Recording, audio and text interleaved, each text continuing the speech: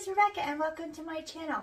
To me, it's not Easter unless you've got a big old statement Deco Mesh wreath on your door. So that is exactly what I set out to create, and Dollar Tree helped me out with that. So come craft with me. I found this bunny head in the Dollar Tree Plus section, and I have no idea what I did with the video that I took of it before I started working on the project.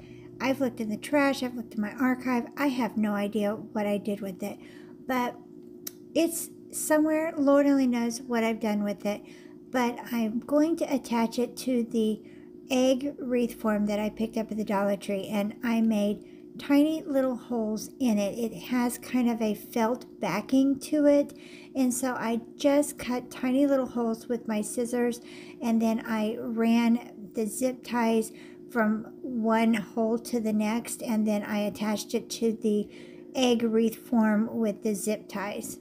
The front part of the bunny head is kind of a burlap fabric, but the back is kind of felt, and so there's no real fraying that will happen. If you're worried about fraying, you can always put some hot glue or something on that if you're concerned with that, but the fabric is not a fabric that's going to wear and tear and fray. And so the holes that I put in are not really big, they're just tiny little slits with the scissors, and so it's not going to damage the bunny head at all.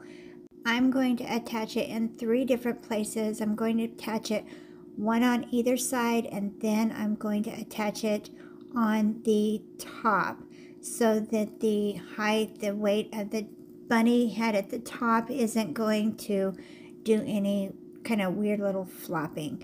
And the bunny ears are actually wired, and so if you're going to hang it on in a place that it's going to be very tall and you need to kind of control the height, my front door, I noticed once I hung it up, it needed to kind of come down a little bit. You can adjust the ears and you can adjust the height of your piece with the bunny ears. You can kind of bend them and fold them inward and make it maybe not quite so tall. It also kind of gives it a quirky little character, and I just thought this was a really cute piece for $3 in the plus section. It is cute all by itself, standing alone, but attached to this and making a wreath out of it, it is adorable. I did cut the tag off the back, and then I'm going to use 6 rolls of the Deco Mesh that I picked up at the Dollar Tree. This egg wreath form is a little different than a lot of the wreath forms in that there aren't very many crossbars, and so it was a little different than a lot of the wreath forms that I'd worked with, so I wasn't really sure how I was going to attach this, and so I really just went ahead and cut all of my pieces out. I always use my little cutting mat that I pick up at the Dollar Tree, and I use that as a template, and I kind of lay it a little bit longer than the mat, so it averages out about 7 inches. And I went ahead and cut all of my Deco Mesh out and made a big pile so that I could just work from that.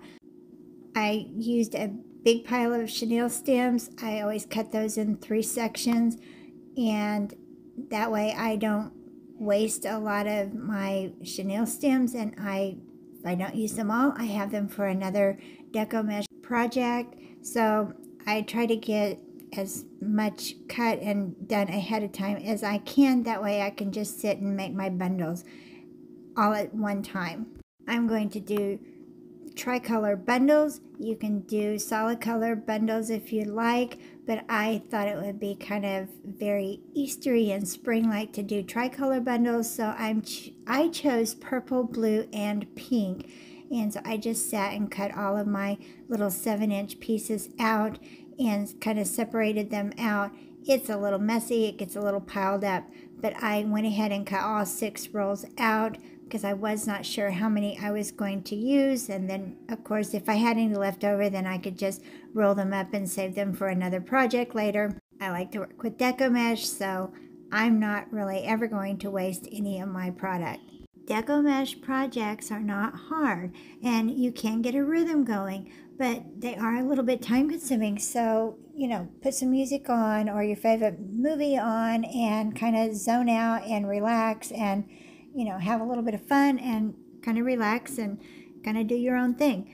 I kind of folded my ends in a little bit and let it naturally roll, and then I kind of pinched them in the center, and then I put my chenille stem in the middle and I gave it a really tight twist, and then with my tails I attached it to the little egg wreath form. The first one I attached up close to the bunny head, and then I went and I did the exact same thing. I just kind of let it naturally roll. I kind of folded the ends inward so that they wouldn't ravel, and I did that, pinched them in the middle, put my chenille stem around the center, gave it a really tight twist, and then with my tails I attached it to the wreath form. And I did the exact same thing on either side of my bunny head, and I kind of mimicked what I did on either side. Since this was a little bit different of a wreath form and there weren't that many crossbars and it was more of a continual piece, I did this one a little bit differently. I went ahead and I made my bundles, and I wanted my wreath to look really full. So I went to the inside edge and I attached my next bundle. There are 4 little wires on this, and so I kind of staggered my bundles. I went to the inside edge, and then I went to the outside edge, and then I would go to the middle ring, and then I would go to the next outside edge, and then the next middle ring, if that makes any sense. I kind of wanted to spread out my fullness, and also by going from outside to inside, middle to outside to inside to the next middle, it also kept my bundles from slipping down, and I did not have to put so many bundles in, because if you put a lot of bundles on your wreath form, they're going to turn inward and they're going to really kind of be a little bit messy. So I just kind of staggered my bundles. Now, I did not put any bundles on the very bottom. If you put bundles on the bottom and you continue this around, you're going to use all 6 rows of your Deco Mesh. But I decided that I wanted to put a big bow on the bottom. I cut the tail of the bow, the long streamers, off of the bow tie of the bunny, and I kind of did it like you would. I used my scissors like a seam ripper, and I just kind of gently seam ripped this bow off of the underneath side of the bunny's neck, and I went ahead and took my scissors and I cut this bow in half, because I did want to incorporate the tails into the bow that I was going to put at the bottom. I decided to put a bow at the bottom instead of putting the Deco Mesh all the way around the bottom, because I had been shopping at the Dollar Tree earlier in the season and they had all of their Easter ribbon out, and I cannot pass up ribbon. I buy ribbon, I see ribbon, and I can't say no to it. I see it, I love it, I want it, and I put it into my cart. And so I had this gorgeous Easter ribbon, and I can't say no to it. So I picked out 4 of the Easter ribbons, the wired ribbons that I had purchased. If you decided that you want to make a bow, really 2 rolls is all that you need, but I'm going to use 4. I'm going to use a very simple bow that I've talked about on previous videos, and you basically just lay the ribbon over on itself and you cut it, and then you put it into a chip clip. And I always dovetail my ends. I measured it kind of against the area at the bottom of the egg form to know how much girth was left at the bottom that I needed to cover and how much open area was left and how big of a bow that I needed to make. And so I just end over end put my bows together and then clip them off with a chip clip.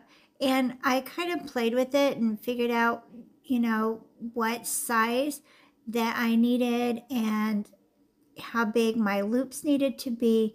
And the beauty of making a bow this way is if you're not happy with how maybe one loop is, you can always go back and change it. You're not married to it. And since I was going to use the coordinating fabric as tails to my bow, then I laid them out on the table and then I just started stacking some fabric. I wanted them to be the longer pieces to draw the eye up from the bottom to the top. And I just started laying some coordinating fabric out in a smaller piece. And then I noticed that I had missed several pieces of the loops that I had made. And I just went ahead and dovetailed. And by dovetailing, you just pinch your fabric together and you cut in an upward angle, and it gives your bow a nice boutique finished look. And then I just started stacking my bow. I stack it at a diagonal, and then the coordinating fabrics, however I wanted to stack them from large to small, I stacked them diagonally. I took my zip tie and then I ran it underneath the pieces, and once I had my zip tie in place, then I just started taking off the chip clip, and then I held everything together in my hand, kind of pinched together, and then I ran my zip tie up through the middle, and then I just pulled it as tight as I could, and I then clipped off the zip tie.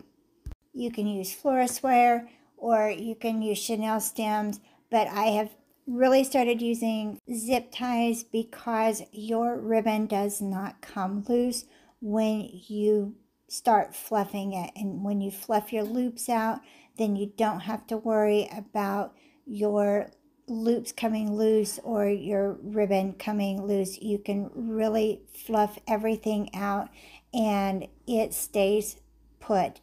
It's not going to slip. It's not going to turn loose on you.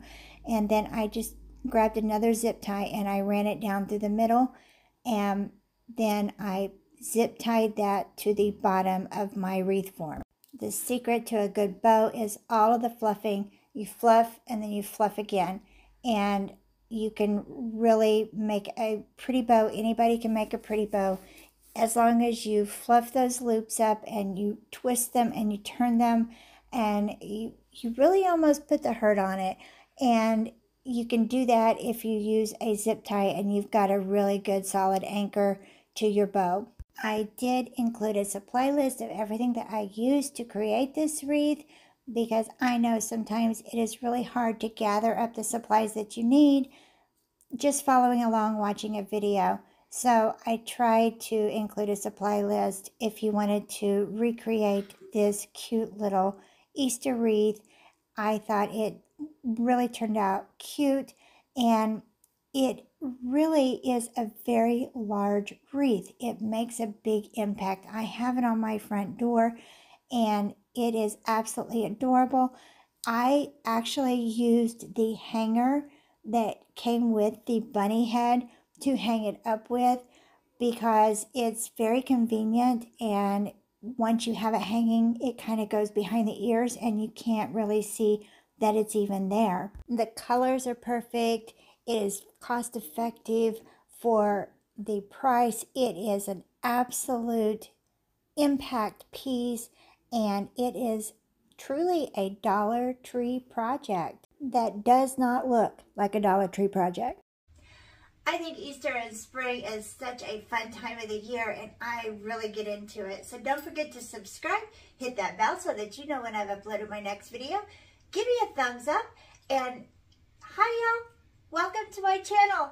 I am so excited for all my new subscribers, and thank you so much for watching Crafts, Laughs, and Chaos.